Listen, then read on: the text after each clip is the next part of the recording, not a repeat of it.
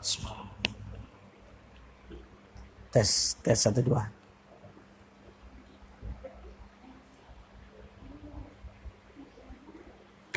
Bismillah. Bismillah.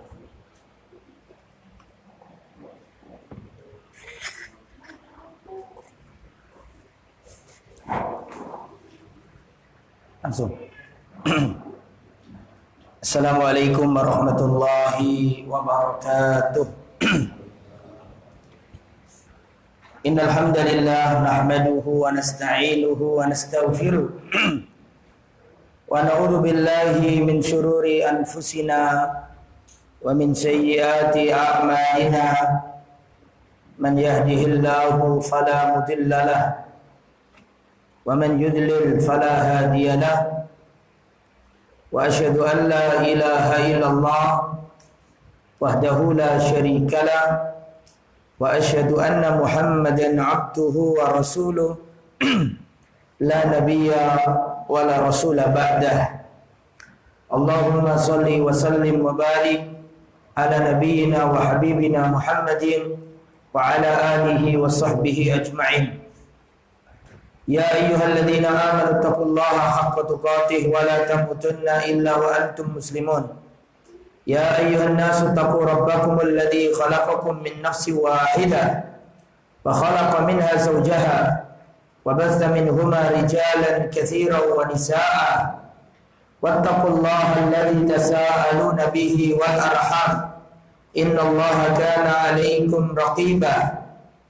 Ya ayyuhalladzina amanu taqullaha wa qulu qawlan sadida yuslih lakum a'malakum wa yaghfir lakum dhunubakum wa may yuti'illaha wa rasulahu faqad faza fawzan 'azima. Amma ba'd, fa inna asdaqal hadisi kitabullah wa khairal huda huda Muhammadin sallallahu alaihi wasallam wa syarral umuri muhdatsatuha wa kullu muhdatsatin bid'ah wa kullu bid'atin dhalalah wa kullu dhalalatin finnar. Ikhwatal iman rahimani wa rahimakumullah. Alhamdulillah kita bisa bertemu kembali di Masjid Abu Hurairah Palangkaraya. Insyaallah pada pertemuan yang baik ini kita akan membahas tema lawazimu syahadati anna Muhammad Rasulullah. Konsekuensi dari ucapan wa asyhadu anna Muhammadar Rasulullah. Jadi rukun Islam yang pertama adalah syahadatain. Asyhadu an la ilaha illallah wa asyhadu anna Muhammad Rasulullah. Dua kalimat ini memiliki konsekuensi. Konsekuensi dari kalimat yang pertama asyhadu an la ilaha illallah, konsekuensinya adalah meninggalkan semua bentuk kesyirikan dan mentauhidkan Allah. Adapun konsekuensi dari kalimat yang kedua wa asyhadu anna Muhammad Rasulullah, ya, konsekuensinya ada 4. Kemarin saya sampaikan khutbah Jumat di masjid ini. Seseorang pengakuannya bahwa dia itu mengaku saya bersaksi Nabi Muhammad utusan Allah, persaksiannya ini butuh konsekuensi. Karena semua orang ngaku cinta Nabi, semua orang ngaku jadi umatnya Nabi. Tetapi seperti yang dikatakan Imam Ibnu Katsir, yang menjadi pokok permasalahan bukan kamu mencintai Nabi. Laisa sya'nu an tuhibba. Pokok permasalahan bukan kamu cinta Nabi. Walakinna sya'na an tuhabba. Tetapi yang menjadi pokok permasalahan, apakah kamu dicintai? Karena kalau sekedar ngaku ya semua orang ngaku. Gak ada di dunia ini orang Islam yang membenci Nabi. Semua ngaku cinta Nabi. Akan tetapi pengakuanmu cinta Nabi itu bukan perkara penting. Perkara yang lebih penting dari itu adalah apakah kamu dicintai Nabi. Sebagaimana seorang penyair Arab mengatakan, kullun yadda'i waslan bilaila. Semua orang mengaku punya hubungan dekat dengan seorang wanita yang bernama Laila. Wa Laila la tuqirru lahum bidzaka. Padahal Laila gak kenal sama mereka. Begitulah kiranya orang yang hanya mengklaim cinta Nabi, seperti orang-orang mengaku punya hubungan dekat sama Laila padahal Laila gak kenal. Tidak semua orang mencintai itu diterima cintanya. Oh kita atau panjenengan atau antum mencintai akhwat, belum tentu diterima cintanya sama akhwat itu. Tidak semua orang yang mengklaim cinta itu terbalas. Maka supaya kita mencintai dan dicintai Nabi butuh pembuktian. Itulah yang dikatakan lawazim asyhadu anna Muhammad Rasulullah. Konsekuensi dari wa asyhadu anna Muhammad Rasulullah. Dan konsekuensi wa asyhadu anna Muhammad Rasulullah ada 4. Ini sudah sering saya sampaikan. Ada 4. Selama Anda belum melakukan 4 ini, Anda belum ada bukti bahwa Anda cinta Nabi. Konsekuensi yang pertama adalah at-tasdiqu fima akhbar, membenarkan kabar atau beritanya Nabi. Nabi kalau sudah mengabarkan akan terjadi ini, wajib diimani. Kalau sampai ada orang dikasih kabar Nabi kok gak percaya, menolak, maka dia belum jadi umat Nabi. Contoh, ada hadis yang diingkari oleh banyak orang. Nabi mengatakannya, jika ada lalat masuk ke bejanamu, ke air, kata Nabi disuruh apa? Celupkan sekalian. Karena lalat itu memiliki 2 sayap. Salah satu sayapnya itu ada racunnya, dan salah satu sayap yang lain ada penawarnya. Sedangkan kita kan nggak tahu mana yang penawar, mana yang racun. Kata Nabi, kalau ada lalat hinggap di airmu, celupkan sekalian. Supaya apa? Netral. Lalu buang lalat itu, dan ini boleh Anda minum. Tidak apa-apa. Kemudian ada orang mengatakan, ini hadis kok jorok sekali. Saya nggak tahu. Ini hadis sahih riwayat Bukhari. Tidak, saya nggak mau.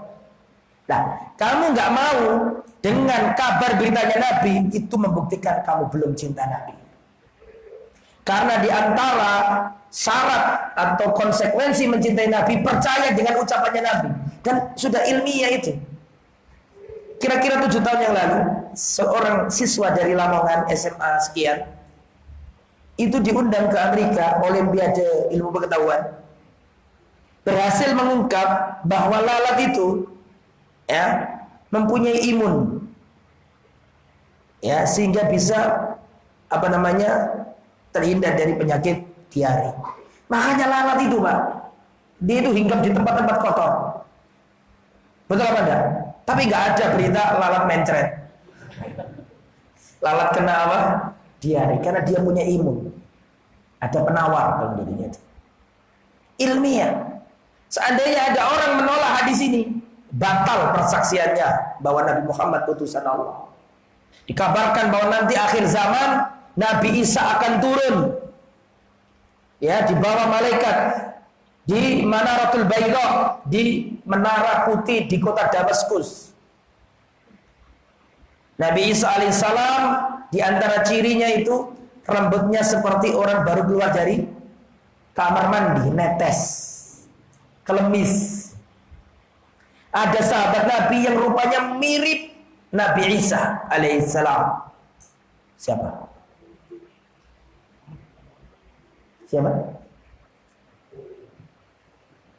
Loh, jangan malu.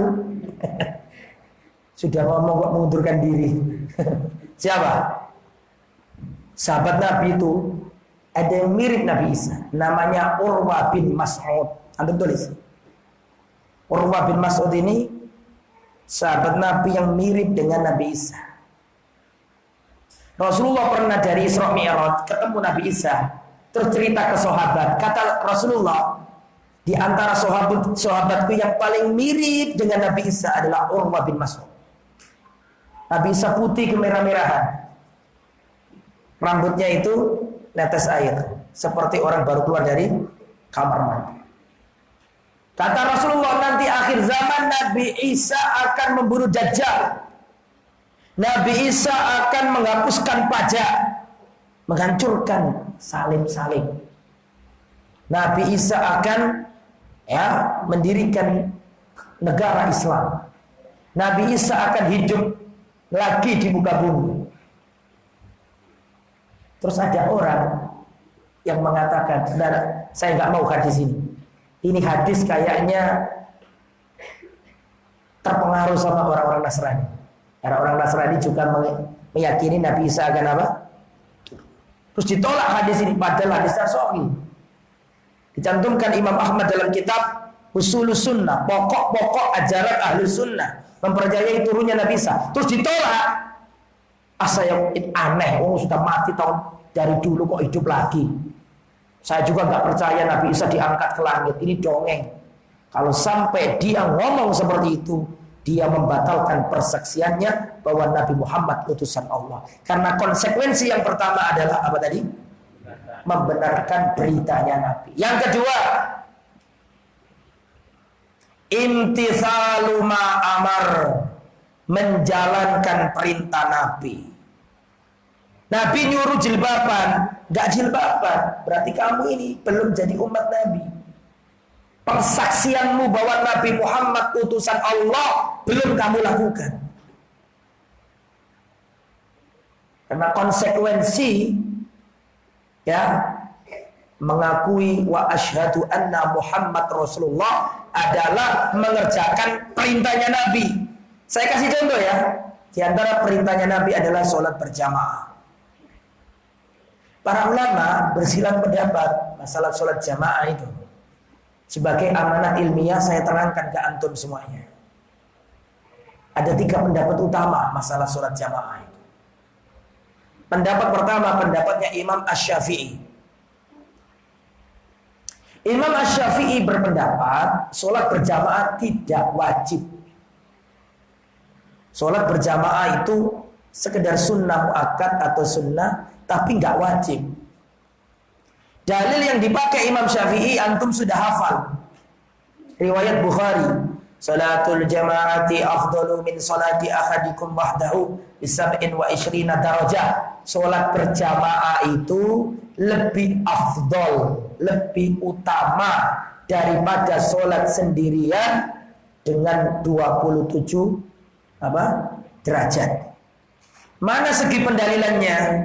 Dari hadis ini yang mengatakan sholat jamaah itu tidak wajib, sekedar sunnah. Diambil dari mana? Diambil dari ucapannya Nabi, sholat berjamaah itu lebih baik, lebih utama. Kata Imam Syafi'i, ini lebih utama, artinya ini baik, cuma ini yang lebih baik. Paham gak maksudnya? Tapi dua-duanya boleh. Logis gak? Tolong dijawab dulu, logis nggak? Logis. Itu yang dipakai Imam Syafi'i. Maka Imam Syafi'i berpendapat sholat jamaah nggak wajib. Pendapat nomor 2, pendapatnya Imam Ahmad bin Hanbal. Ini yang dipegang oleh Arab Saudi. Sholat berjamaah wajib. Wajib ain, harus per orang sholat ke masjid. Yang laki-laki, kalau wanita kan enggak, ya kan?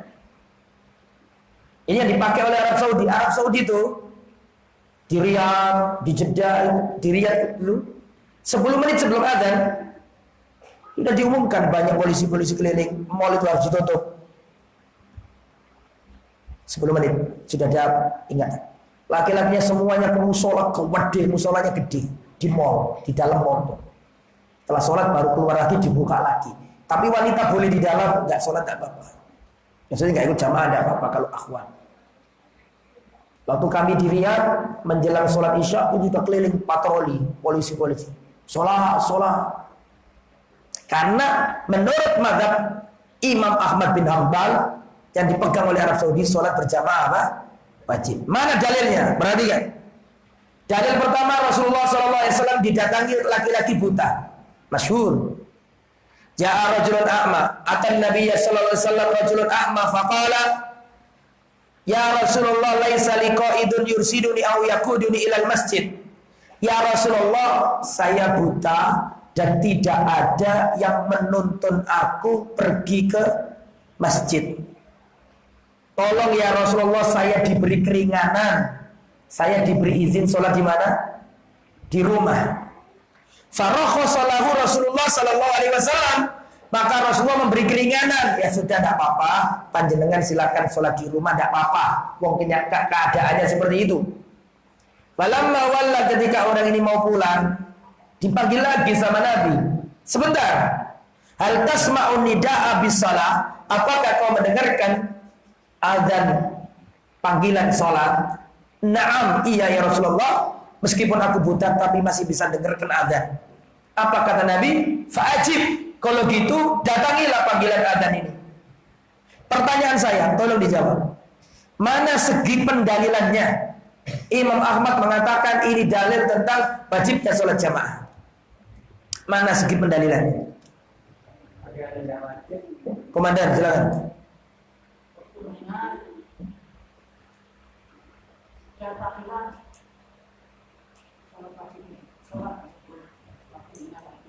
Rasulullah mengatakan datangilah, gitu ya. Setiap saya tanya segi pendalilan hadis ini, selalu jawabannya seperti yang disampaikan oleh beliau. Rasulullah mengatakan, ya sudah kalau gitu datangilah. Padahal itu betul, nggak salah, betul. Tetapi sebelum itu sebenarnya sudah ada yang menunjukkan sholat wajib. Apa itu? Hah? Apa? Ini apa? Iya. Apa?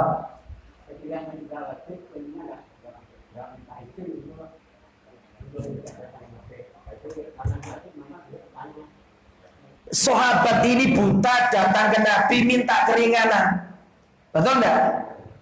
Itu menunjukkan pemahaman sahabat pada waktu itu sholat berjamaah itu apa? Wajib. Sekiranya sholat jamaah boleh di rumah, nggak mungkin ini orang buta datang ke Nabi minta keringanan. Ya sudah, sholat di rumah aja. Ngapain minta keringanan? Kalau memang sebenarnya hukumnya apa? Sunnah. Paham ya? Tapi ketika ini sahabat buta datang ke Nabi dengan kesulitannya, minta keringanan, lah permintaan keringanan ini dalil. Paham? Bahwa yang dipahami sahabat sholat jamaah itu hukumnya jelas ya. Ditambah dalil yang kedua disampaikan komandan tadi itu. Nah, ada dalil lagi. Rasulullah mengatakan ini hamamtu an amura bihatabin, aku ingin mengumpulkan kayu bakar. Aku suruh orang ngadzani azan, ngimami sholat. Aku ingin pergi keliling ke rumah orang-orang yang tidak ikut sholat jamaah. Fa'uharriqu alaihim buyutahum. Aku ingin membakar rumah-rumah orang yang tidak sholat jamaah. Mana segi pendalilannya? Segi pendalilannya Rasulullah ingin membakar. Namanya membakar itu punishment. Apa punishment itu? Hukuman. Pertanyaannya, hukuman itu karena meninggalkan wajib apa meninggalkan sunnah? Wajib. Gak mungkin meninggalkan sunnah di hukum itu. Itu dalil bahwa pendapatnya Imam Ahmad sholat berjamaah wajib. Dan perkataan Abdullah bin Mas'ud, kami melihat di zaman kami kalau ada orang meninggalkan sholat jamaah, fahuwa munafikun ma'lumun nifaq. Kami di zamannya para sahabat Nabi, untuk menandai orang ini munafik apa enggak, dilihat apanya? Sholat jamaah. Kalau nggak pernah kelihatan di masjid, munafik. Seandainya ini diterapkan zaman sekarang, wallah, ma'aktsar al-munafikin, berapa banyak orang berapa banyak orang-orang munafik. Itu nomor berapa itu? 2, pendapatnya Imam Ahmad bin Hanbal. Kemudian pendapat yang nomor berapa sekarang? Tiga. Pendapat yang nomor tiga adalah pendapatnya Al-Imam Ibnu Hazm. Ya. Pendapatnya Imam Ibnu Hazm. Al-Imam Ibnu Hazm berpendapat sholat berjamaah itu tidak sunnah, tidak wajib, tapi apa kira-kira?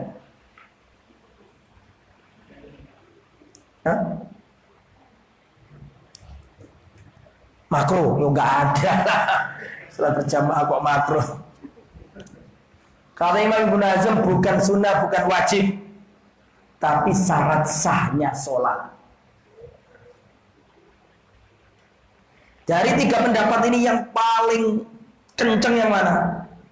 Yang paling keras yang mana? Wajib, syarat sah, atau enggak? Sunnah. Syarat sah. Artinya syarat sah ini kalau ada orang sholat, kalau enggak jamaah, enggak sah. Imam Ibnu Hazm berdalil dengan hadis Nabi riwayat Abdullah bin Abbas. Man sami'an nida'ah falam ya'tihi, man sami'an nida'ah falam ya'tihi fala sholata lahu illa min udrin. Barang siapa mendengarkan azan kok tidak sholat jamaah, fala sholata lahu, sudah gak ada sholat untuknya. Illa min udrin, kecuali ada udhur. Yang benar yang mana? Dari tiga pendapat tadi. Antum ikut yang mana? Ikut yang pertama ya. Kita pertengahan saja. Berarti nomor berapa? Sekarang pendapatnya Imam Syafi'i. Cukup kuat kan? Sholat berjamaah itu lebih baik daripada sholat sendirian. Kata-kata lebih baik artinya sama-sama baik, cuma yang jamaah lebih baik. Perhatikan. Ini butuh konsentrasi. Ucapan sholat berjamaah lebih baik daripada sholat sendirian, jangan diartikan ini baik, cuma ini yang lebih baik. Tetapi maknanya di situ adalah ini baik, ini salah. Sebentar dulu. Tidak semua kata-kata ini lebih baik itu menunjukkan dua-duanya boleh. Saya ulangi ya, butuh konsentrasi. Tidak semua kata-kata ini lebih baik dari ini. Kata-kata lebih baik itu tidak selalu menunjukkan dua-duanya baik. Tapi ini boleh, ini nggak boleh. Mana dalilnya? Dengarkan. Surat Al-Baqarah 221. Wala amatum mu'minati walau a'jabatkum. Budak wanita itu lebih baik daripada wanita cantik jelita menawan hatimu tapi musyrik. Jelas? Perlu diulangi lagi. Wala amatun mu'minatun khairun min musyrikati walau a'jabatkum. Wanita budak rambutnya keriting hitam, budak kan biasanya gitu, lebih baik daripada wanita cantik jelita menawan hatimu tapi dia musyrik. Kata-kata lebih baik di sini jangan diartikan ini boleh, ini boleh. Paham nggak? Tapi maksudnya ini boleh, ini tidak boleh. Seperti perkataan tauhid lebih baik daripada syirik. Jangan kau artikan sama-sama baik sih, cuma tauhid lebih baik. Bukan begitu maknanya. Maknanya ini boleh, ini tidak. Sudah jelas? Lah, terlepas dari khilaf para ulama tadi, ini khilaf hanya sebatas teoritik. Tapi secara praktik, itu tiga ulama tadi nggak khilaf. Karena kenyataannya tiga ulama tadi kalau dengar adzan sholat jamaah semua. Paham enggak? Imam Syafi'i berpendapat sholat jamaah sunnah, tapi dalam prakteknya selalu sholat jamaah. Ketika ditanya, lo Imam Syafi'i kenapa Anda kok sholat berjamaah terus? Ini sunnah. Kalau orang zaman sekarang, loh kenapa sama kok tidak sholat jamaah? Loh kan cuma sunnah. Paham enggak? Paham. Jadi orang zaman dulu itu melakukan amal karena sunnah. Kalau orang zaman sekarang meninggalkan amalan karena cuma sunnah. Terjadi pergeseran makna. Orang dulu itu kalau disebut sunnah itu mengamalkan. Orang sekarang, cuma sunnah. Terjadi pergeseran makna. Sunnah yang dipahami orang dulu dengan sunnah. Lah terlepas dari khilaf para ulama, maka kita buktikan cinta kita ke Nabi dengan nomor 2. Apa tadi? Nomor 2 tadi. Menjalankan perintah Nabi. Nabi nyuruh sampeyan membiarkan jenggot. Kerjakan. Nabi menyuruh Anda untuk mengangkat pakaian, lakukan. Itu bukti bahwa kau cinta Nabi. Itu yang nomor berapa? 2. Bukti yang nomor 3, ijtinabu ma naha anhu wa zajar. Meninggalkan larangan Nabi. Nabi melarang wanita bertato, ya tinggalkan tato. Nabi melarang wanita mencukur alis, ya jangan dicukur alisnya. Sekarang ini ada akhwat, ibu-ibu, alisnya yang asli dikerik, dihilangkan, diganti tato. Ada enggak? Ada, double-double tuh. La'ana Rasulullah an-namiso wal mutanammiso. Rasulullah melaknat wanita yang mencukur alis dan yang minta dicukur alisnya. La'ana Rasulullah al-washima wal mustaushima. Rasulullah melaknat orang yang bertato dan yang minta ditato. Tak boleh, tinggalkan larangan Nabi. Ngaku cinta Nabi. Asyhadu anna Muhammad Rasulullah. Tapi larangan-larangan Nabi diteruskan. Nah, itu bukan cinta. Saya cinta Nabi, tapi suruh jilbaban tidak mau. Bagaimana kamu ngaku cinta Nabi? Kalau perintahnya enggak kamu laksanakan, kalau larangannya kamu kerjakan. 1, 2, 3, yang paling sulit yang nomor 4. Kalau Anda cinta Nabi, 1, benarkan beritanya Nabi, jangan kau dustakan. 2, kerjakan perintahnya Nabi. 3, berhenti dari larangannya Nabi, tinggalkan larangan Nabi. Yang paling sulit yang nomor 4. Bukti cinta kepada Nabi, tidak beribadah kecuali dengan syariatnya Nabi. Tidak beribadah kecuali dengan syariatnya Nabi. Ngaku cinta Nabi, tapi membuat aturan baru dalam agama. Gak pernah diajarkan Nabi. Cintamu dusta. Karena 2 kalimat syahadat itu memiliki hama. Asyhadu alla ilaha illallah ada perusaknya. Perusaknya adalah syirik. Wa asyhadu anna Muhammad Rasulullah ada perusaknya. Dan perusaknya adalah bid'ah. Makanya Rasulullah mewanti-wanti, ya, ada hadis menjadi porosnya agama. Hadis riwayat Bukhari Muslim. Ya, kalau yang Bukhari berbunyi man ahdatsa fi amrina hadza ma laysa minhu fa huwa raddun. Barang siapa mengada-ngadakan ibadah yang enggak ada dasarnya dari Nabi, fa huwa raddun, tertolak. Ini hadis pagarnya agama. Seandainya dalam Islam tidak ada hadis ini, Islam sudah punah. Ini hadis pagarnya agama. Kenapa di dalam agama Nasrani kok ada tambahan-tambahan sampai agamanya punah, sampai menyimpang dari Injil yang sesungguhnya? Karena nggak ada yang kayak gini. Jadi Islam itu punya ayat pagernya agama, Islam itu punya hadis pagernya agama. Seandainya nggak ada ayat ini, seandainya nggak ada hadis ini, orang sudah nambah-nambahi, sudah yang orisinil nggak ada. Ayat apa itu? Al-Maidah ayat 3. Ayat terakhir kali turun. Jadi ceritanya begini tuh. Rasulullah Shallallahu Alaihi Wasallam haji wada. Apa haji wada itu? Haji perpisahan terakhir kali. Pada waktu tanggal 9 Dzulhijjah. Berarti di mana? Arafah. Padang Arafah. Banyak manusia. Di Padang Arafah tanggal 9 Dzulhijjah orang lagi wukuf.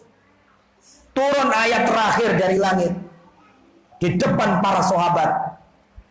Ayat ini berbunyi, "Al-yauma akmaltu lakum dinakum wa atmamtu alaikum ni'mati wa raditu lakumul Islam madinah." Pada hari ini 9 Dzulhijjah aku sempurnakan agama kalian. Yang namanya sempurna tuh nggak butuh tambahan, nggak butuh pengurangan. Makanya Imam Malik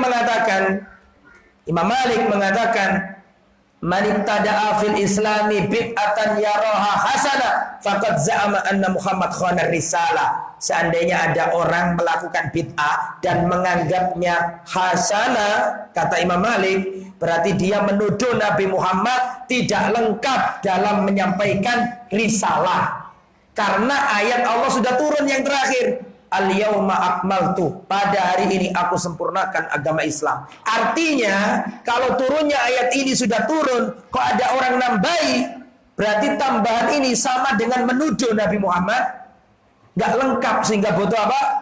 Tambahan. Kata Imam Malik, apa saja ritual ibadah, tata cara ibadah yang ketika turunnya ayat ini bukan bagian dari agama, sampai hari kiamat tidak akan pernah jadi agama. Paham nggak maksudnya? Apa saja nih ibadah ketika turun ayat ini bukan bagian dari agama, maka sampai kapanpun tidak akan pernah jadi apa? Agama, karena sudah dipagari sama ini. Antum tahu nggak? Orang Yahudi itu tahu ada ayat ini. Sampai orang Yahudi, seandainya ayat ini turun kepada kami orang-orang Yahudi, niscaya akan kami gunakan sebagai hari raya. Kenapa? Karena ayat ini tidak ada di agamanya Yahudi. Seandainya di Yahudi ada ayat ini, nggak mungkin Yahudi dimansuh. Ngerti dimansuh? Diapakan? Dihapus. Makanya dengan adanya ayat ini nggak mungkin Islam dihapus, karena sudah sempurna. Itu ayat pagarnya agama, dan ada hadis menjadi pagarnya agama. Tadi itu, man amila amalan laisa ali amruna fahuwa raddun. Barang siapa beramal dalam agama tidak ada contoh dari Nabi, tertolak. Kata para ulama, ayat ini dan hadis ini menjadi pagarnya agama. Kalaulah bukan karena hadis dan ayat ini, setelah Allah pasti Islam akan buyar. Sudah punah. Semua orang akan membuat aturan-aturan tersendiri, tapi karena ada benteng ini nggak bisa. Nah, maka saya pada pertemuan ini ingin menjelaskan apa sih bid'ah itu. Kan simpang siur. Ada yang mengatakan bid'ah hasanah itu boleh, ada yang mengatakan bid'ah hasanah itu nggak ada, ada yang mengatakan bid'ah hasanah itu ada. Buktinya Imam Syafi'i mengatakan ada. Berarti boleh nggak sih sebenarnya bid'ah hasanah itu? Dan apa sih bid'ah itu? Harus kita tahu. Nah, sekarang poin pertama, apa sih bid'ah itu? Siapa yang bisa mengatakan apa bid'ah itu? Bismillah. Silakan angkat tangan. Apa sih bid'ah itu? Monggo.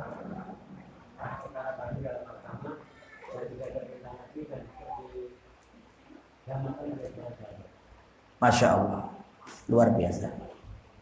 Monggo. Ada lagi? Sesuatu yang baru, yang tidak ada asalnya. Berarti mikbit apa? Yolah ya, berdasarkan definisi tadi, berarti bid'ah. Jadi nggak boleh dong. dari segi bahasa. Tayyib. Jadi bid'ah itu ada dua definisi. Yang pertama bid'ah dari segi bahasa. Bid'ah dari segi bahasa adalah ibtida'u syai' wa sun'uhu salin sabik. Bid'ah secara etimologi, cara bahasa adalah memulai sesuatu yang baru dan membuat sesuatu yang baru yang dulu tidak ada. Memulai sesuatu yang baru atau membuat sesuatu yang baru yang dulu tidak ada. Ini berdasarkan definisi apa tadi? Bahasa. Perhatikan. Berarti menurut segi bahasa, bid'ah itu tidak mengandung makna positif, tidak mengandung makna negatif. Pokoknya baru yaitu bid'ah. Sehingga perhatikan, kata bid'ah sudah ada sebelum Nabi lahir. Setuju enggak? Bid'ah itu kan bahasa. Nabi belum lahir, kata bid'ah sudah ada, sudah dipakai oleh orang Arab jahiliyah. Jelas? Yang mana menurut bahasa bid'ah ini suatu baru yang dulu tidak ada. Misalnya nih, ada orang Arab jahiliyah, Rasul belum lahir. Kemudian ada sesuatu baru di kalangan masyarakat Arab jahiliyah. Terus ada orang ngomong, "Mas, hadhi bid'ah." Mungkin gak itu? Mungkin, karena kata bid'ah sudah ada sebelum Nabi lahir. Termasuk kata sholat. Sholat tuh sebelum Nabi lahir sudah ada orang Arab ngomong sholat. Tapi bukan sholat yang dipahami umat Islam. Tapi dari segi apa? Bahasa. Sholat dari segi bahasa sudah ada sebelum Nabi lahir. Artinya apa? Doa. Berarti orang Arab jahiliyah mungkin gak? Ana usolli amamal lata. Mungkin apa enggak? Saya sholat di depannya lata. Mungkin gak? Mungkin. Tapi sholat dari segi bahasa. Bukan sholat dalam definisi syariat. Ibadah tertentu dimulai takbiratul ihram, diakhiri dengan salam dengan syarat rukun wajib tertentu. Jelas sampai sini ya? Begitu juga dengan kata bid'ah. Sebelum Nabi lahir sudah ada kata bid'ah itu. Artinya sesuatu baru yang dulu tidak ada contohnya. Jelas? Sehingga berdasarkan makna bahasa ini, bid'ah tidak mengandung makna positif, tidak mengandung makna negatif. Pokoknya baru dulu nggak ada, berarti bid'ah. Berarti dari segi bahasa, boleh nggak saya mengatakan tablet ini bid'ah? Boleh nggak saya mengatakan mic ini bid'ah? Kamera ini bid'ah? Boleh, karena memang dulu nggak ada. Tetapi ini bid'ah dari segi bahasa. Jelas sampai sini. Nah, sekarang makna bid'ah berdasarkan istilah. Yang mana istilah inilah yang dilarang oleh Nabi. Artinya Nabi melarang bid'ah dalam istilah ini. Nah, bid'ah menurut istilah itu apa? Al-Imam Al-Imam Asy-Syatibi. Imam Asy-Syatibi itu ulama Spanyol dari negeri Sativa. Sampai sekarang ada nama kota itu, kota Sativa. Satibi dari negeri Sativa. Sekarang namanya Sativa. Imam Asy-Syatibi punya kitab luar biasa. Kitab yang paling ampuh untuk menerangkan bid'ah. Namanya kitab Al-I'tisam. Hampir-hampir orang zaman sekarang kalau bahas bid'ah pasti merujuk ke kitab ini. Kitab apa tadi? Al-I'tisam. Dalam kitab Al-I'tisam itu Imam Asy-Syatibi membuat definisi bid'ah. Apa sih bid'ah menurut Imam Asy-Syatibi? Dengarkan dan tulis. Bid'ah menurut Imam Asy-Syatibi adalah, ditulis, ibaratun an tariqatin fid din mukhtara'atun tudahi asy-syar'iyyah yuqsadu bisuluki 'alaiha al-mubalaghah fit ta'abbud lillahi subhanahu. Sudah ditulis. Makanya belajar bahasa Arab penting, bahasa Arab. Jadi belum ditulis tadi itu. Belajar bahasa Arab penting loh. Belajar bahasa Arab nikmatnya luar biasa. Ya, cari ustadz yang bisa ngajar. Taib. Saya simpulkan biar sederhana dari ucapan yang saya omongkan tadi. Definisi dari Imam Asy-Syatibi, intinya bid'ah itu terdiri dari 4 poin. Poin pertama, thariqatun fiddin, kata beliau tadi. Metode tata cara fiddin dalam agama. Metode tata cara amaliyah fiddin dalam agama. Ini unsur pertama. Ada kata-kata fiddin dalam agama. Berarti kalau nggak agama, jangan dimasukkan bid'ah. Paham nggak maksudnya? Berarti kalau misalnya ada orang buat sepeda motor, ada orang buat mobil, ada orang pergi ke bulan pakai orang naik pesawat, jangan dimasukkan kategori bid'ah. Karena definisi menurut Imam Asy-Syatibi, tata cara, metode atau amaliyah dalam agama. Sehingga kalau nggak agama jangan dimasukkan. Jelas. Karena ada orang itu kalau kita nasihati, mohon maaf ya, ini tidak ada contohnya dari Rasulullah. Dia akan balas ngomong gini, Anda ini dikit-dikit nggak ada contohnya, nggak ada di zaman Nabi. Lah Anda ini ngapain pakai jam tangan? Ini kan nggak ada di zaman Nabi. Dia nggak paham bahwa maksud kita nggak ada di zaman Nabi itu dari segi apa? Agama. Dia balasnya pakai dalil apa? Dunia. Kita nggak bahas dunia. Dunia itu tadi dari segi apa? Bahasa. Jelas ya? Itu unsur yang pertama. Metode tata cara amaliyah fiddin dalam agama. Otomatis dari poin pertama ini semua ranah dunia jangan dimasukkan. Jelas? Yang kedua, mukhtaro'atun, yang dibikin, dibuat, gak ada di zaman Nabi dan para sahabat. Dibikin, dibuat, gak ada dalil, tidak ada Qur'annya, tidak ada hadisnya, tidak ada ijma'nya, dan tidak dilakukan oleh para sahabat. Sudah jelas? Sudah ya? Poin yang nomor 3, tudhohi asy-syar'iyyah, yang menyerupai syariat.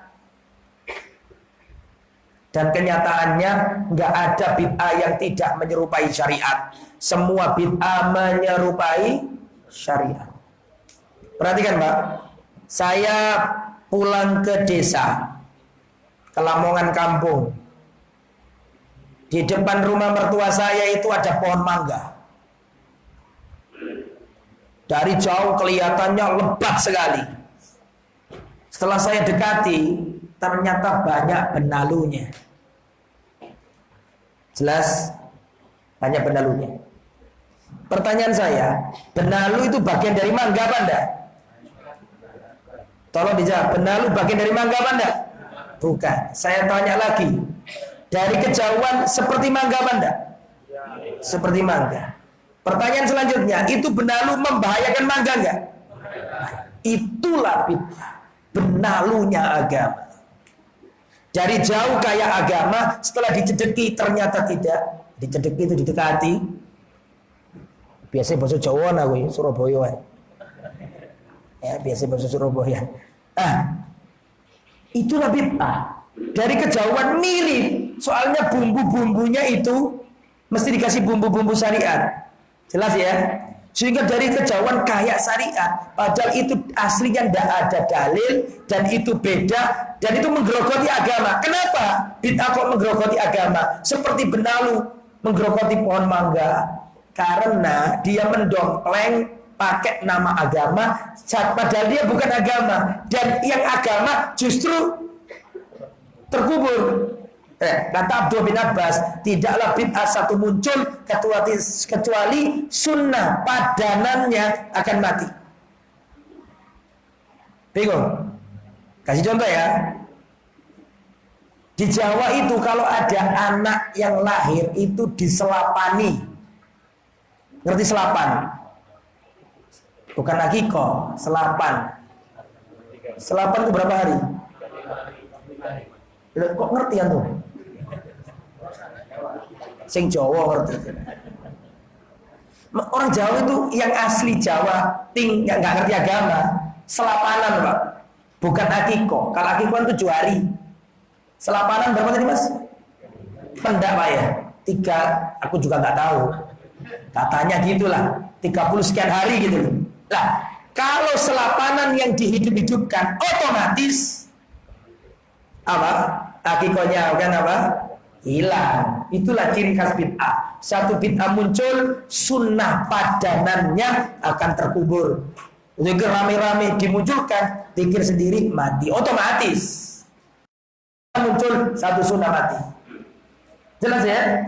Jadi pertama apa tadi? Metode tata cara dalam agama. Yang kedua, dibuat tidak ada dalil dari zaman Rasul sahabat, di zaman tidak ada. Nomor 3 apa tadi? Menyerupai syariat. Yang nomor 4, yuqsadu bisuluki 'alaiha al-mubalagha fi ta'abbud lillah. Diniatkan pelakunya ibadah. Nah itu tuh 4 poin tuh antum pegang. Kalau ada sesuatu terapkan 4 kaidah ini. Kalau masuk berarti itu bid'ah. Ya. Nah sekarang kenapa sih bid'ah ini kok dilarang? Rasulullah mengatakan kullu bid'atin dolalah. Yang ngomong ini siapa? Rasul. Para sahabat pun mengatakan hati-hati jangan melakukan bid'ah. Imam Ahmad mengatakan wa tarkil bid'ah. Kemudian Imam Malik juga melarang bid'ah. Emangnya bid'ah itu bahayanya apa? Kok sampai para ulama akidah kok melarang? Apa bahayanya? Maka sekarang poin kedua, bahaya bid'ah.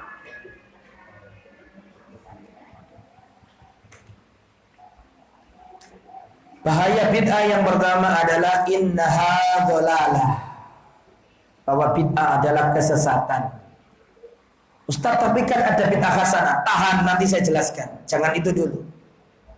Kenapa bid'ah kok dilarang? Nabi mengingatkan, sahabat mengingatkan, tabi'in mengingatkan, imam 4 mengingatkan. Kenapa? Emang sejauh mana sih bahayanya? Kok selalu dalam kitab-kitab akidah ditulis pembahasan bid'ah?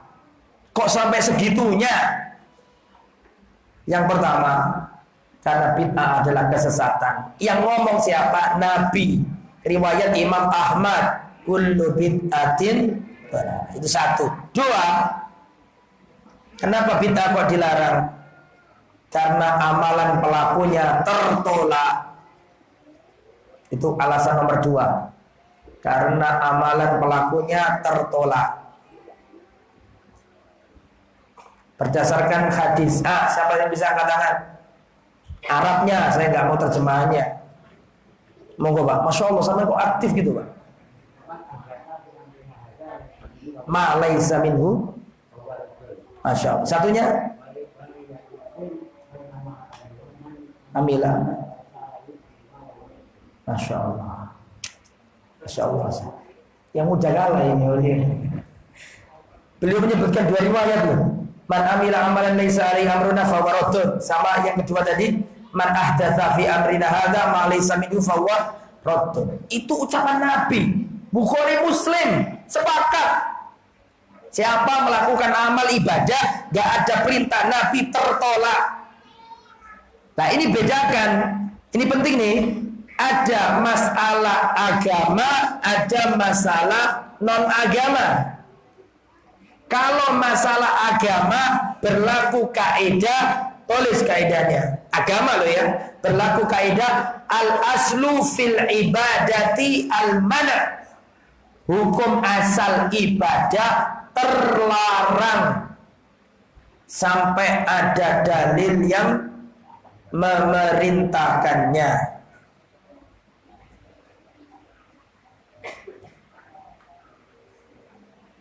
Itu kalau agama. Hukum asal ibadah terlarang sampai ada dalil yang memerintahkan. Misalnya begini, saya mau sholat subuh 3 rakaat, boleh enggak? Boleh enggak saya sholat subuh 3 rakaat? Enggak boleh. Mereka akan mengatakan begini, perhatikan, mereka mengatakan begini, loh masa enggak boleh, mana dalil yang melarangnya? Ya enggak akan ketemu dalil yang melarangnya. Ada hadis Nabi yang mengatakan jangan sholat subuh 3 rakaat. Enggak ketemu. Makanya dalam ibadah jangan tanya mana larangannya. Pasti enggak ada. Antum ya membuat ibadah sendiri. Misalnya sholat 5 waktu sampai tambahi jadi 6. Ada dalil melarang sholat 6 kali. Enggak akan ketemu. Paham? Bisa dipahami tidak? Makanya dalam masalah ibadah jangan tanya mana dalil yang melarang. Pasti enggak ada yang melarang. Antum mau jungkir balik pun enggak ada yang melarang. Saya mau sholat nih, sholatnya ditambahi 1 gerakan yang aneh gitu. Ketika ditanya orang, loh kenapa semen kok nambah gerakan? Mana dalil yang melarang? Ya enggak ketemu. Oh masalah ibadah itu jangan tanya larangannya, tapi tanya apa? Mana dalilnya? Karena hukum asal ibadah haram sampai ada dalil yang membolehkannya. Itu kalau masalah ibadah. Tapi kalau masalah duniawiyah sebaliknya, Pak. Al-aslu fil asya'i al-ibaha. Hukum asal sesuatu boleh-boleh aja sampai ada dalil yang melarang. Itu kebalikannya. Jadi begini, antum nih mau buat masakan rawon jerapah misalnya. Bingung, aduh ini gimana ya? Haram apa enggak jerapah ini? Sampean jangan tanya mana dalil yang menyuruh, nggak akan ketemu. Dalil tanyanya apa? Mana yang melarang? Ketika nggak ada yang melarang berarti apa? Boleh, gitu loh. Jadi kalau dalam masalah ibadah tanya mana dalilnya, jangan tanya yang melarang. Tapi kalau masalah dunia tanya apa? Mana larangannya? Karena hukum asalnya apa? Boleh. Antum mau buat rawon anoa, boleh kalau mau. Ngerti anoa enggak? Di Sulawesi kalau saya. Ngerti anoa enggak tuh? Babi hutan. Haram lah babi. Mau makan kijang, mana dalil yang menyuruh? Gak ada hadisnya, gak boleh dimakan karena gak ada dalil yang menyuruh. Ya memang gak ada dalil yang menyuruh, tapi terlarang enggak. Jadi antum sudah paham ya? Harus dibedakan masalah duniawi, masalah ukhrawi atau masalah agama. Bahaya bid'ah yang nomor 3. Ini kelihatannya waktunya nggak cukup sampai selesai masalah bid'ah ini. Bid'ah ini butuh 2 pertemuan.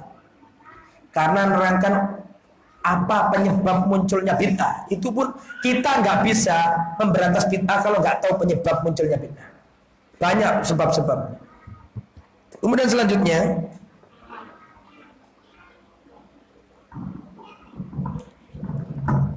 apa ini? Nomor 3. Bahaya bid'ah yang nomor 3.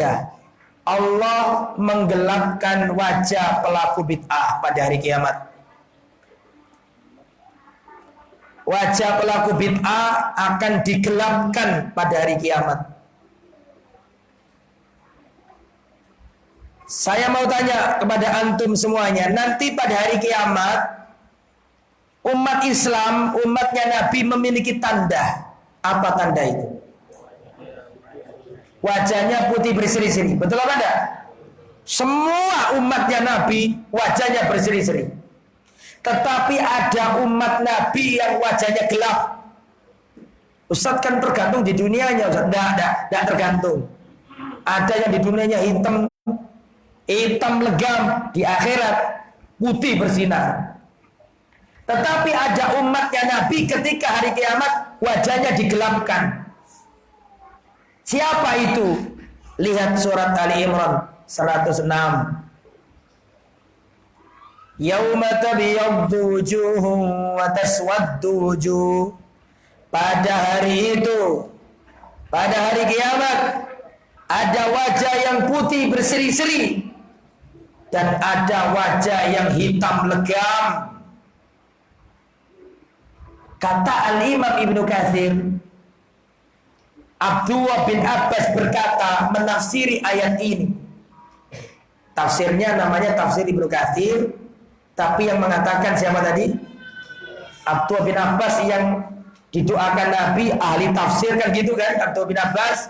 Kata Abdullah bin Abbas, wajah yang putih berseri-seri adalah wujuhu ahli sunnah, wajahnya ahli sunnah. Berarti kata-kata ahli sunnah sudah dipakai di zaman itu. Kemudian kata Abdullah bin Mas'ud, adapun wajah yang hitam kelam, wujuhu ahli bidah, wajahnya ahli bidah. Berdasarkan surat Ali Imran ayat berapa tadi? Nah, itu yang nomor 3. Nomor 4,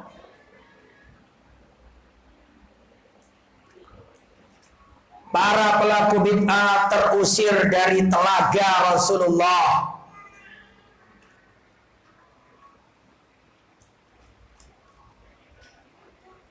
Yang nomor 5, para ahli bid'ah terhalangi dari mendapatkan syafaat Rasulullah. Nomor 4 dan nomor 5 jadi satu hadisnya. Perhatikan, dalam hadis riwayat Imam Bukhari, Rasulullah berkata, aku mendahului kalian di telaga, aku tunggu kalian di telaga, sampai ketika datang hari kiamat, ada umatku yang mendatangi telagaku, maka aku persiapkan, aku ambilkan mereka air dari telagaku agar hilang dahaga mereka. Tetapi aku melihat sebagian dari umatku diusir, disuruh pergi dari telaga, gak boleh masuk. Maka Nabi mengatakan, Rabbi ummati ummati, ya Allah umatku, ya Allah biarkan dia masuk. Dikatakan kepada Nabi Muhammad, ya Muhammad, innaka la tadri ma ahdatsu ba'daka. Wahai Muhammad, kamu gak tahu apa yang mereka adakan sepeninggalmu. Jadi ditarik kesimpulan 2 poin. Poin 4, ahli bid'ah terusir dari apa tadi? Telaga. Nomor 2, tidak mendapatkan syafaat. Berarti nomor berapa itu? 5. Mana dalilnya gak ada syafaat? Nabi kan mengatakan, ya Rabbi ummati ummati. Saya mau tanya apa artinya syafaat? Angkat tangan, saya ingin tahu artinya syafaat. Rasulullah memberi syafaat kepada umatnya, artinya apa?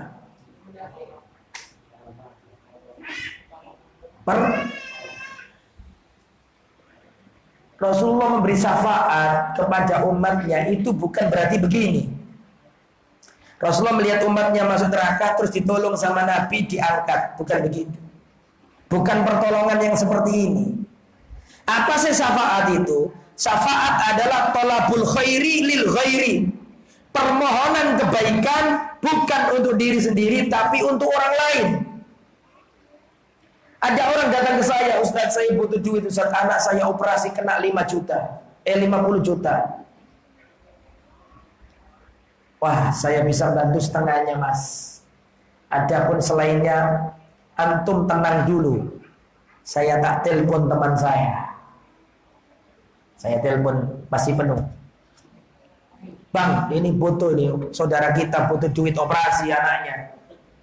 Tolonglah kalau punya ya diutangi dulu atau didonasikan sekalian. Kata Bang Ibnu, siap Ustaz, langsung saya transfer. Berarti saya ini memberi syafaat. Karena saya memohon kebaikan bukan untuk diri saya, tapi untuk orang lain. Rasul memberi syafaat, jangan di benak antum Rasulullah nolong langsung begini. Bukan. Syafaat itu Rasul minta ke Allah agar Allah menolong umatnya. Bisa ditolak, bisa tidak ditolak. Dan itu kalau saya jelaskan panjang masalah syafaat itu. Syafaat itu ada syaratnya. Salah satu syaratnya syafaat, orang yang akan diberi syafaat harus diridhai Allah. Dan Allah gak ridho dengan para pelaku bid'ah. Orang minuman keras, orang zina masih mungkin dikasih syafaat. Tapi kalau pelaku bid'ah nggak bisa. Berdasarkan hadis tadi, hadis telaga tadi. Oke, sekarang nomor berapa? Nomor 6, al bid'atu tufarriqul ummah. Bid'ah itu memecah belah umat. Perhatikan. Biasanya kalau kita terangkan di masyarakat, mohon maaf, ini nggak boleh, ini nggak ada tuntunan dari Nabi, ini adalah perbuatan yang baru dalam agama. Mereka akan mengatakan begini, kalian ini dai pemecah belah. Sering nggak kayak gitu nih? Padahal justru perbuatan-perbuatan baru inilah yang memecah belah umat. Antum bayangkan, Islam satu utuh, jelas, komplit. Terus setiap golongan punya amalan baru, amalan baru, amalan baru, amalan baru. Tercerai gak akhirnya? Tercerai. Jadi justru bid'ah itulah yang memecah belah umat. Karena setiap golongan punya bid'ah. Akhirnya menyimpang dari Al-Quran Sunnah banyak. Mana dalilnya bahwa bid'ah itu memecah belah umat? Sekarang dibalik, dai sunnah yang menasihati umat agar gak melakukan bid'ah dituduh memecah belah umat. Padahal bid'ah itu sendiri memecah belah umat. Mana dalilnya? Perhatikan. Dalam Al-Quran dikatakan surat Al-An'am ayat 153. Al-An'am 153. Wa anna hadza sirati mustaqima. Kata Allah, ini adalah jalanku satu yang lurus. Fattabi'uhu, ikutilah jalan satu yang lurus itu. Kemudian perhatikan firman Allah. Wala tattabi'us subul. Jangan kalian mengikuti jalan-jalan yang banyak. Kalian akan tercerai-berai. Antum tahu nggak tafsirnya Mujahid? Al-Imam Mujahid menafsiri ayat ini dan mengatakan, jangan kalian ikuti jalan-jalan yang banyak, kalian akan berpecah belah. Kata beliau, jalan-jalan yang banyak itu adalah al-bid'ah. Apa bid'ah itu? Bid'ah. Ucapannya siapa ini? Imam Mujahid. Tafsir dari surat Al-An'am ayat 153. Jangan kalian mengikuti jalan-jalan yang banyak, kalian akan tercerai-berai. Kata beliau, jalan-jalan banyak itu maksudnya adalah bid'ah. Kemudian ikhwatul iman, antum nggak ingat nggak hadis Irbad bin Sariyah? Perhatikan, kata Nabi, jika kalian hidup setelah aku mati, kalian akan melihat perpecahan yang sangat banyak. Pernah dengar hadis itu? Jika kalian tiba masa itu, pegang teguhlah sunnahku dan sunnah sahabatku, kata Nabi, dan jauhilah bid'ah. Kalau sudah tiba masa manusia terpecah belah, pegang teguh ajaranku dan sahabatku, dan jangan kau lakukan apa?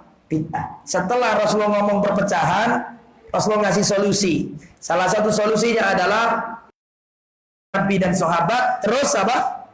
Meninggalkan bid'ah. Itu artinya bid'ah penyebab perpecahan. Nomor berapa sekarang?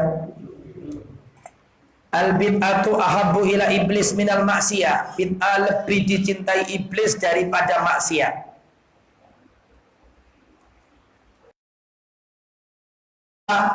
Karena pelaku maksiat lebih mudah tobatnya daripada pelaku bid'ah. Kok bisa Ustaz? Iya. Karena orang itu kalau melakukan maksiat, dia tahu dirinya berdosa. Saya mau tanya, ada nggak orang habis membunuh terus alhamdulillah? Ada nggak orang habis nyolong berhasil terus alhamdulillah ya Allah sujud syukur? Tidak ada, karena dia tahu dirinya berdosa. Tapi orang kalau melakukan bid'ah merasa dapat pahala enggak?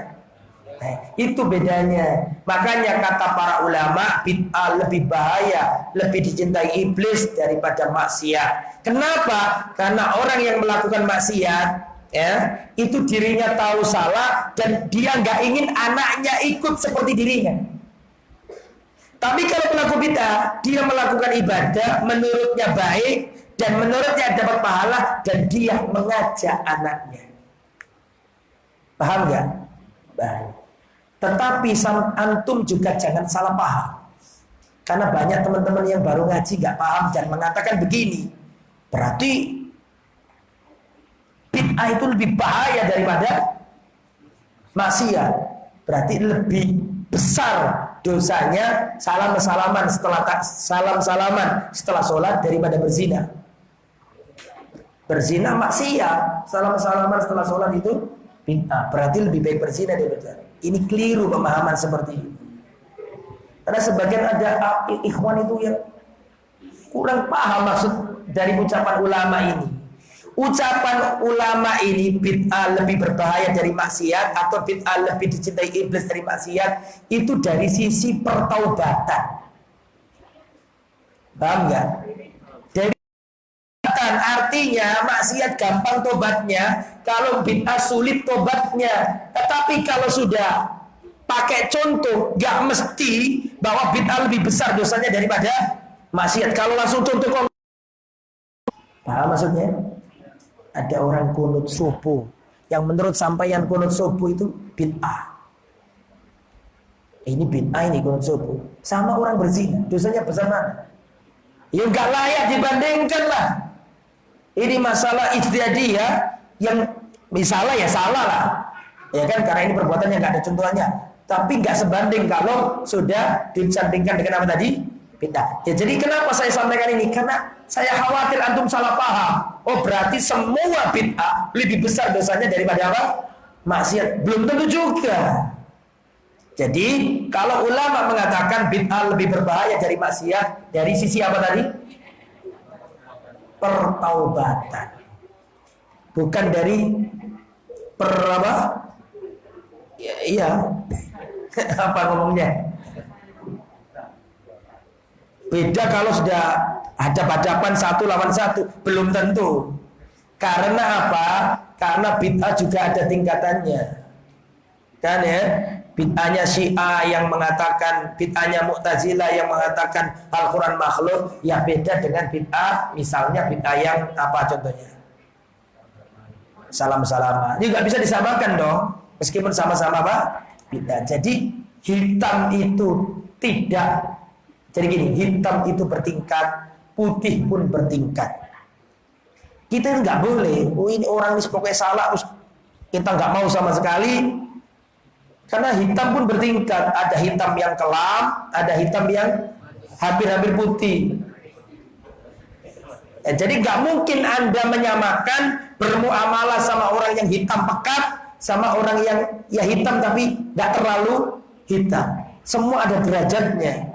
Kita bermuamalah juga gitu, ya. Nggak boleh kita menyamakan muamalah sama orang kafir sama orang ahli bid'ah, karena beda.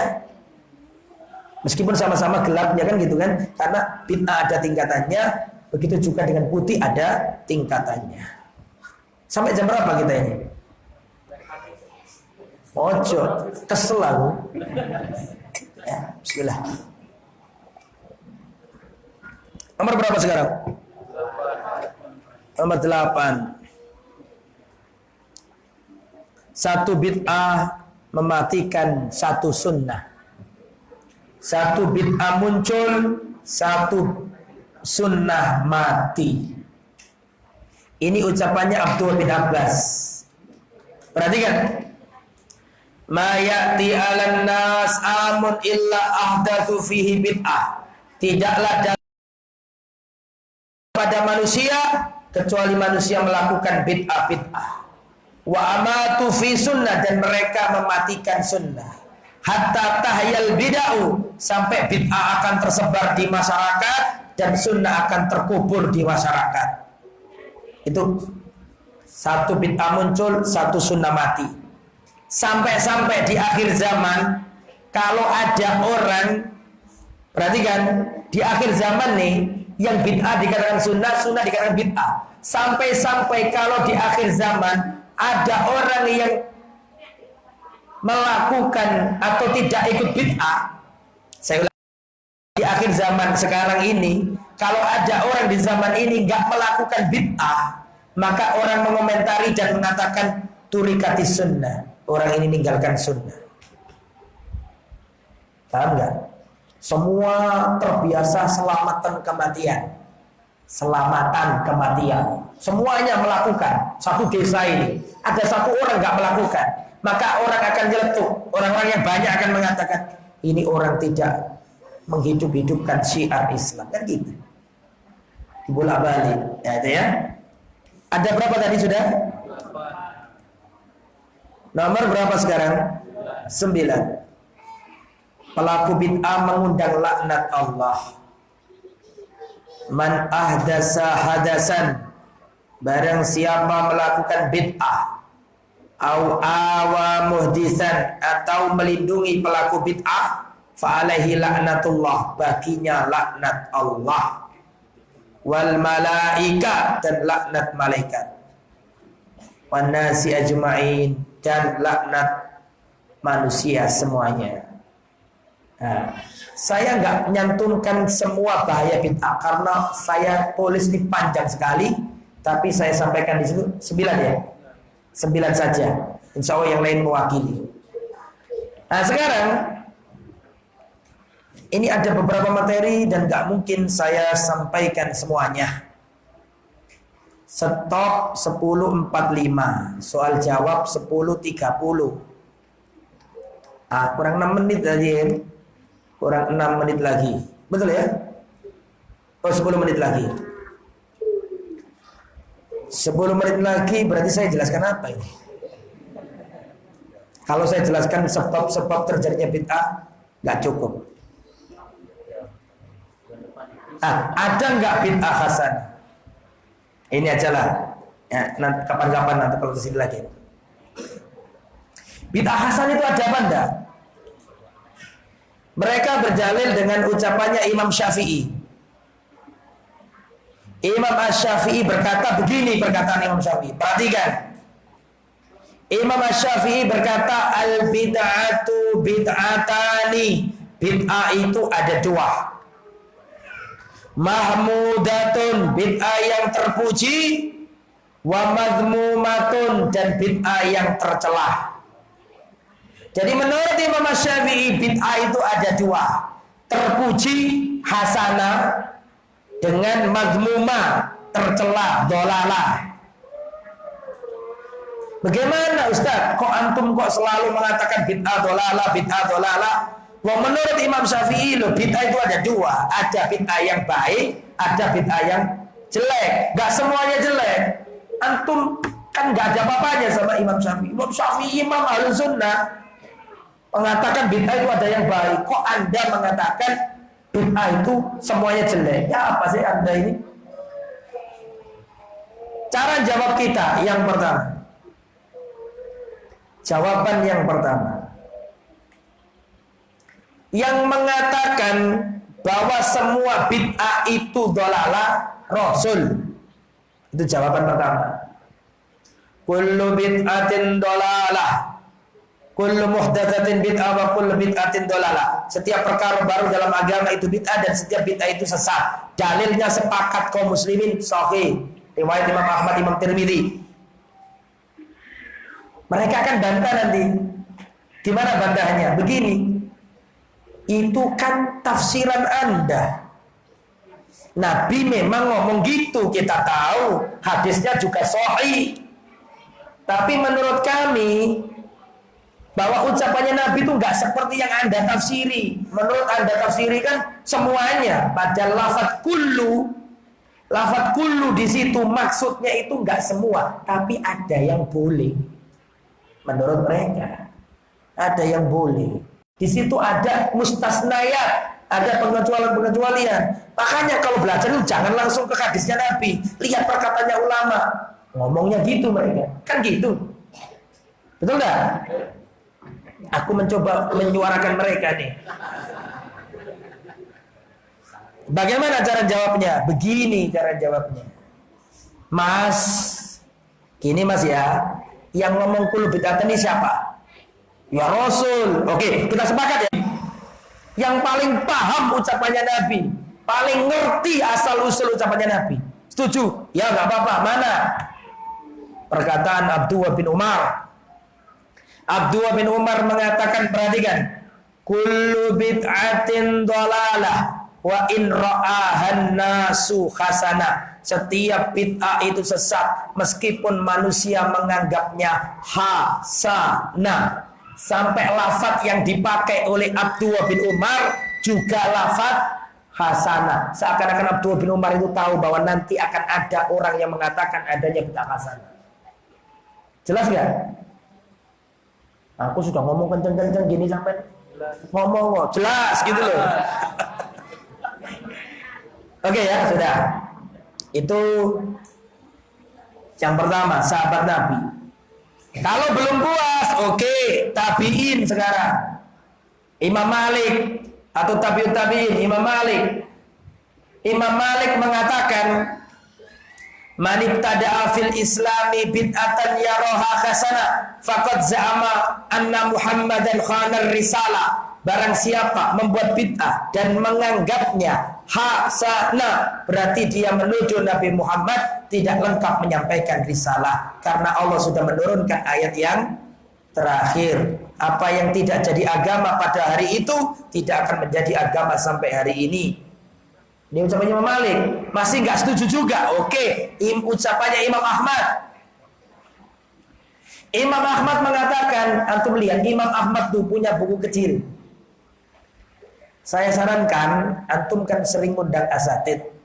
Sudah pernah nggak ngaji kitab usul sunnah? Sudah. Nah itu gini caranya. Usul sunnah itu ada poin-poin ini. Ustadz yang pertama sampai beberapa poin. Nanti ganti ustadz lagi meneruskan. Jadi antum 2 bulan selesai kitab itu. Meskipun ustadznya apa? Ganti-ganti. Dan apa? Seperti dulu kan pakai kitab tauhid yang saya pertama kali ke sini. Nah, kalau nggak salah kan gitu. Sudah selesai ya kitab tauhid? Oh belum? Oh ya sudah. Ya diselesaikan aja kalau gitu. Saya ulangi. Imam Ahmad punya buku kecil. Kecil, bukunya tipis. Seandainya dijadikan buku matan, ini saku saya terlalu lebar untuk mengantongi. Artinya kitab ini sangat apa? Kecil. Namanya Usul Sunnah. Namanya Usul Sunnah. Kata Imam Abu Ya'la mengomentari buku tipis ini.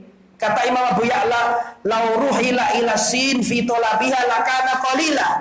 Seandainya ada orang pergi ke negeri Cina untuk mencari kitab Usul Sunnah, maka itu masih murah harganya. Berarti kitab ini murah apa mahal? Kok ngomong murah itu lah? Saya ulangi ya. Imam Ahmad ini punya kitab namanya Usul Sunnah. Kitab ini luar biasa. Imam Abu Ya'la mengomentari kitab kecil ini. Seandainya orang dari negeri Arab pergi ke negeri Cina untuk mencari kitab namanya Usul Sunnah, maka yang dilakukannya itu masih terlalu murah. Berarti kitab ini mahal apa murah? Baru paham. Dalam kitab itu Imam Ahmad berkata begini, Usulus sunnah indana at-tamassuku bima kana alaihi ashabu Rasulillahi. Pondasi ajaran ahli sunnah yang pertama mengikuti sahabat. Setelah itu apa kata beliau? Wa tarkul bidah, dan meninggalkan bid'ah. Ditaruh nomor 2. Kata beliau, wa kullu bid'atin dhalalah. Setiap bid'ah itu adalah sesat. Imam Ahmad yang ngomong. Oke, mereka akan mengatakan begini, loh, lah terus piye iki? Masa Imam Syafi'i salah? Imam Syafi'i kan imam ahlu sunnah. Anda jangan nyala-nyalakan Imam Syafi'i. Siapa Anda ini? Kan nanti ngomong gitu dia. Gini jawabnya. Gini mas, sabar dulu mas. Ayo kita dudukkan omongannya Imam Syafi'i. Imam Syafi'i mengatakan adanya bid'ah hasanah. Oke, tidak apa-apa. Gini aja sekarang. Coba cari contoh yang dikatakan Imam Syafi'i bid'ah hasanah itu apa? Paham ya soal ini? Gini aja, biar kita nggak salah pemahaman. Langsung saja, secara teknis bagaimana sih yang dikatakan Imam Syafi'i bid'ah hasanah itu apa? Nanti mereka akan buat contoh. Imam Syafi'i ketika mengatakan ada bid'ah hasanah, contohnya adalah, perhatikan, belajar nahwu sorof. Karena di zaman Nabi nggak ada nahwu sorof, bahasa Arab tuh orang sudah bisa semuanya, nggak ada mubtada khobar. Seandainya Abu Bakar hidup dan ditanya Abu Bakar mubtada itu apa, nggak paham. Karena belum ada kaidah-kaidah. Orang dulu Arab ngomong Arab lancar semuanya, kan gitu. Kata Imam Syafi'i, lah ini orang banyak yang masuk Islam nggak bisa ngomong Arab. Dibutuhkan pelajaran baru, namanya nahwu sorof. Di zaman Nabi nggak ada, sekarang diada-adakan, namanya ilmu nahwu sorof. Berarti ini bid'ah, karena di zaman Nabi nggak ada. Tapi bid'ah yang baik. Jelas sampai sini? Contoh yang kedua, seorang belajar ilmu tajwid. Kalau ada nun sakinah bertemu huruf hijaiyah, bisa dibaca idhar, iklab, ikhfa, idgham bihuna, idgham bilahuna. Ada 5. Di zaman Nabi ini nggak ada. Orang Umar bin Khattab ditanya bagaimana idhar, ikhfa, idgham, nggak paham, belum ada. Tetapi baca Qur'annya sudah benar. Kemudian banyak orang masuk Islam, makhraj hurufnya nggak benar. Diciptakan ilmu baru, namanya ilmu tajwid. Dulu nggak ada, sekarang ada, namanya bid'ah. Tapi bid'ah hasanah menurut Imam Syafi'i. Jelas sampai sini? Bagaimana kita jawabnya? Begini cara jawabnya. Oh, ternyata itu contohnya. Kalau itu mah bagi kami itu bukan bid'ah. Itu bagi kami adalah babnya bab wasilah. Mala yatimul wajib illa bihi fahuwa wajib. Apa saja yang kewajiban gak bisa diraih tanpa sesuatu, maka sesuatu ini menjadi wajib. Contoh, nutup aurat itu wajib. Paham maksudnya? Berarti adanya baju menjadi wajib, pabrik baju menjadi apa? Wajib. Lah, gini, kita gak berbeda sama beliau. Karena Imam Syafi'i berpendapat tajwid gak apa-apa. Kan gitu ya. Imam Syafi'i berpendapat bahwa nahwu sorof gak apa-apa. Lah, apa bedanya? Wong kami juga mengatakan gak apa-apa kok. Bedanya Anda mengatakan itu bid'ah, Anda mengatakan itu bid'ah hasanah, kami mengatakan itu maslahah mursalah. Karena Allah mengatakan warattilil Qur'ana tartila, bacalah Al-Quran secara tartil. Bagaimana supaya tartil? Diciptakan tajwid, jadi itu enggak bid'ah. Kemudian Allah turunkan Qur'anan Arabiyyah, kami turunkan Al-Quran pakai bahasa Arab. Konsekuensi Al-Quran diturunkan bahasa Arab adalah ilmu tata bahasa Arab, sehingga dimuncullah ilmu nahwu sorof. Ini enggak bid'ah, tapi maslahah mursalah. Tetapi meskipun demikian, jika Imam Syafi'i menamainya bid'ah hasanah, no problem, tidak ada masalah. Wong cuma nama saja kok. Kan intinya sama-sama boleh. Kita sama beliau sama-sama sepakat bahwa nahwu boleh, terus apa? Tajwid boleh. Bedanya cuma penamaan. Imam Syafi'i menamainya bid'ah hasanah, kita menamainya maslahah mursalah. Kalau yang dimaksud bid'ah hasanah itu contohnya hanya seperti ini, monggo pakai istilah itu, gak apa-apa. Wong ujung-ujungnya juga gak apa-apa kok. Yang masalah adalah ini nih, garis bawah ini. Yang masalah adalah pinjem ucapannya Imam Syafi'i bahwa bid'ah hasanah ada, tapi contohnya bukan contohnya Imam Syafi'i. Itu masalahnya. Antum paham gak sih jawabannya? Saya kasih contoh lagi biar paham. Nah, Imam Syafi'i ngomong dalam kitab Al-Um. Imam Syafi'i ngomong dalam kitab Al-Um, akrahul maktam, aku benci acara maktam, wahiyal jamaah, acara kumpul-kumpul di rumah orang mati. Karena itu taklifun lil mu'nah, membebani keluarga mayit. Stop, perhatikan. Berarti menurut omongan Imam Syafi'i setuju gak dengan acara itu? Oke, ya. Selanjutnya, Al-Imam Ad-Dimyati, pengarang kitab I'anut Thalibin, Syafi'i. Beliau berpendapat bid'ah hasanah ada. Imam Syafi'i berpendapat bid'ah hasanah ada. Imam Dimyati Syafi'i berpendapat bid'ah hasanah ada. Lihat omongannya, lihat. Beliau mengatakan, ma yaf'aluhun nas minal istima' inda ahlil mayyit wa sun'it ta'am minal bid'ah munkar. Kumpul-kumpul di rumah orang mati yang dilakukan orang-orang. Kumpul-kumpul di rumah orang mati sambil dihidang-hidangkan makanan minal bid'ahil munkar, termasuk bid'ah yang mungkar. Allati yusabu ala man iha waliyul amr, pemerintah dapat pahala jika mencegahnya. Please perhatikan, ini omongannya siapa? Imam Dimyati. Ya, tadi yang masalah selamatan omongannya Imam Syafi'i. Perhatikan, padahal orang zaman sekarang mengatakan ini memang bid'ah, tapi hasanah. Padahal Imam Syafi'i pencetusnya bid'ah hasanah sendiri, dan Imam Dimyati pencetus adanya bid'ah hasanah. Beliau sendiri, perhatikan, mengkategorikan kumpul-kumpul di rumah orang mati bukan bid'ah hasanah, tapi bid'ah apa tadi? Munkar. Jelas nggak? Berarti di sini ada garis atau benang merah. Benang merahnya adalah ucapan Imam Syafi'i adanya bid'ah hasanah itu nggak ada masalah. Boleh-boleh saja, karena contoh yang dibikin nggak ada masalah. Paham ya? Yang menjadi pokok permasalahan adalah pinjem ucapannya Imam Syafi'i bahwa ada bid'ah hasanah, tapi contoh yang dipakai bukan contohnya Imam Syafi'i. Jelas? Alhamdulillah, selesai. Silakan kalau ada pertanyaan.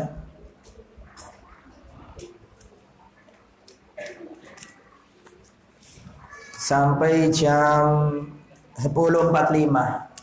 Masih kurang 7 menit, kurang lebih.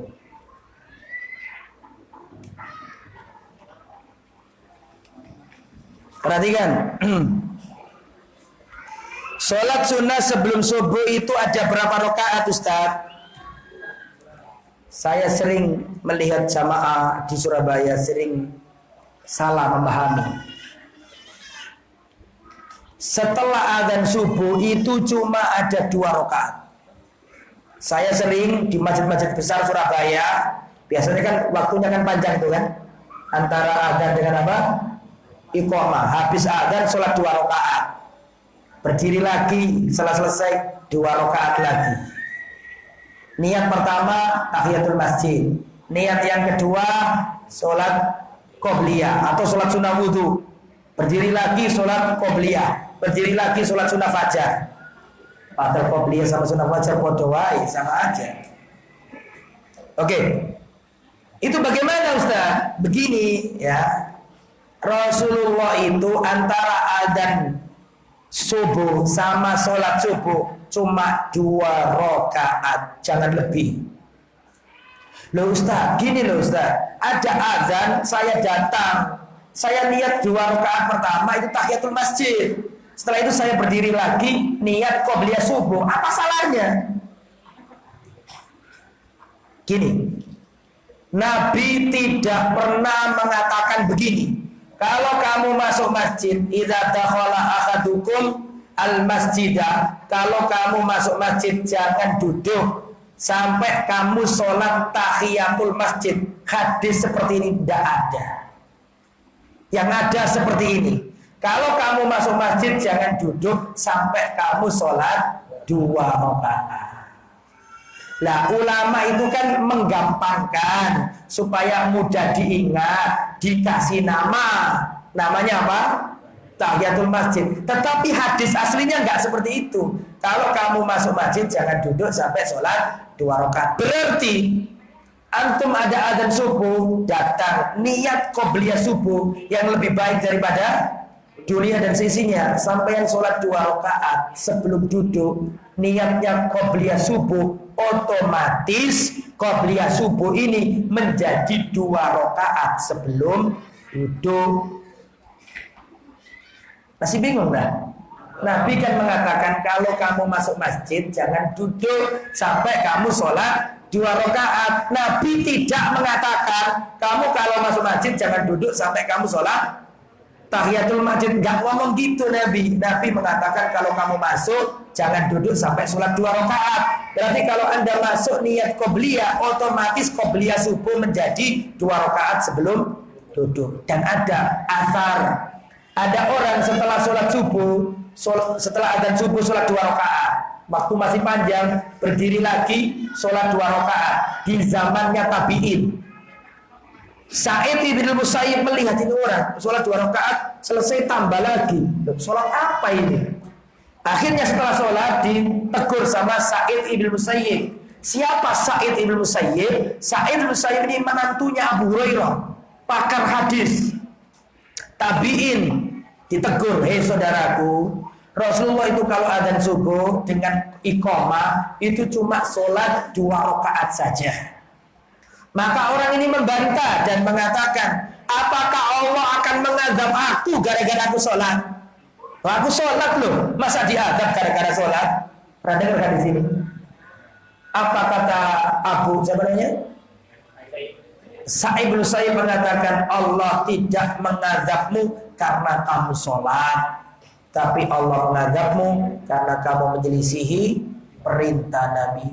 Jadi cuma 2 rakaat saja. Kecuali dengan azan antum sholat di rumah 2 rakaat, qobliyah subuh, sholat sunnah fajar, lebih baik dari dunia dan seisinya. Kan gitu. Terus pergi ke masjid, ternyata nyampe sini waktunya masih panjang dan sampean nggak boleh duduk kecuali sholat 2 rakaat. Kemudian sampean sholat 2 rakaat dulu, boleh apa enggak? Boleh. Ini beda kasus kalau ini. Karena sholat di rumah sudah, kalau itu enggak apa-apa. Wallahu a'lam.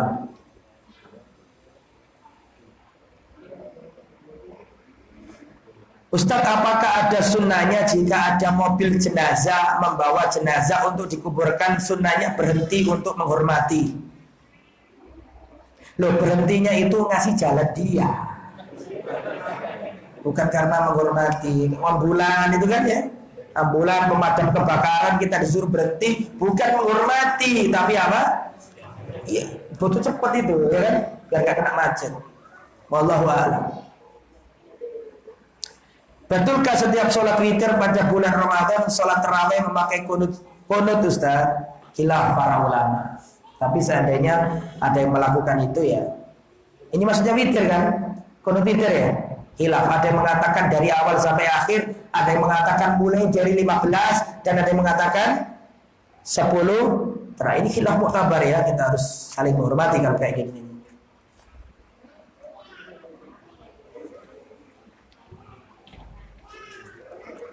Tanyanya banyak, nggak mungkin dijawab semua.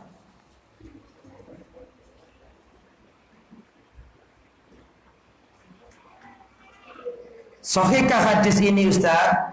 Maka min amri dunyakum fa antum a'lamu. Jika dalam perkara dunia kalian lebih paham dari aku, tapi jika dalam urusan akhirat maka aku lebih paham daripada kalian. Wa makana min amri dinikum fa ilayya. Adapun dalam perkara agama maka aku lebih paham dari kalian. Dengan lafaz seperti ini saya nggak tahu, tapi ada lafaz yang setahu saya sahih mirip dengan lafaz ini, yaitu antum a'lamu bi umuri dunyakum. Kalian lebih paham dunia dalam kalian lebih paham dalam urusan dunia daripada aku. Ceritanya kan masalah kurma itu. Nabi ngasih usul biar kurmamu cepat berbuah begini-begini. Ditiru sahabat, ternyata nggak buah-buah. Akhirnya kata sahabat, kami biasanya begini ya Rasulullah. Maka kata Rasulullah, kalian lebih paham. Kalau itu insya Allah sahih. Tapi kalau dengan lafaz seperti ini saya belum tahu. Belum tahu bukan berarti nggak sahih ya, tapi saya yang belum tahu. Stop jam 10.45. Iya. Pertanyaan terakhir lah. Bismillahirrahmanirrahim. Ustaz, tolong jelaskan hakikat MTA. Saya tidak begitu paham, tetapi hanya sering dengar dari penjelasan teman-teman MTA. Jadi kita punya komunitas teman-teman MTA, dulu di MTA terus keluar semuanya, terus membuat komunitas kajian. Mereka mengatakan bahwa sebatas yang mereka sampaikan ke saya, MTA ini tidak mau apa? Hadis, tidak mau hadis. Mereka ini Qur'aniyun, tidak mau hadis. Perhatikan kata para ulama. Perhatikan kata para ulama. Al-Qur'anu ahwaju ila sunnah minas sunnah ilal Qur'an. Al-Quran lebih butuh sunnah dari sunnah butuh Quran. Bingung ya teman? Al-Quran lebih butuh sunnah daripada sunnah butuh Al-Quran. Paham enggak? Kenapa? Karena Al-Quran itu global, sedangkan Quran itu apa? Mufassal, terperinci. Sehingga Al-Quran lebih butuh sunnah Nabi daripada sunnah Nabi butuh Al-Quran. Itu maksudnya, artinya kamu nggak paham Al-Quran kecuali harus memahaminya dengan sunnah. Itu maksudnya. Dan yang saya ingat itu MTA tidak seperti itu. Makanya dalam riwayat, dalam penjelasan teman-teman, mereka sebagian membolehkan makan ini, makan itu, karena alasannya nggak ada di Al-Quran. Padahal halal haram tidak hanya di Al-Quran, di hadis Nabi juga. Ya. Seperti keharaman anjing, nggak ada di Al-Quran, tapi kan ada di hadis Nabi. Ya. Hewan yang bertaring dan seterusnya. Dan dia juga najis. Yang najis pasti haram. Yang haram belum tentu najis, pasti haram. Tapi kalau haram belum tentu najis. Ya, wallahu a'lam bishawab. Sampai di sini. Terima kasih banyak atas perhatian antum semuanya. Jika saya ada salah kata, salah ucap, tolong dimaafkan. Dan jika ada kesalahan dalam menyampaikan dan Anda tahu itu salah, silakan tegur saya. Saya sangat berlapang dada untuk menerimanya. Semoga bermanfaat. Subhanakallahumma bihamdika, asyhadu an la ilaha illa anta, astaghfiruka wa atubu ilaik. Wassallallahu ala nabiyyina Muhammad wa ala alihi wa sahbihi ajma'in. Wa akhiru da'wana alhamdulillahi rabbil alamin. Assalamualaikum warahmatullahi wabarakatuh.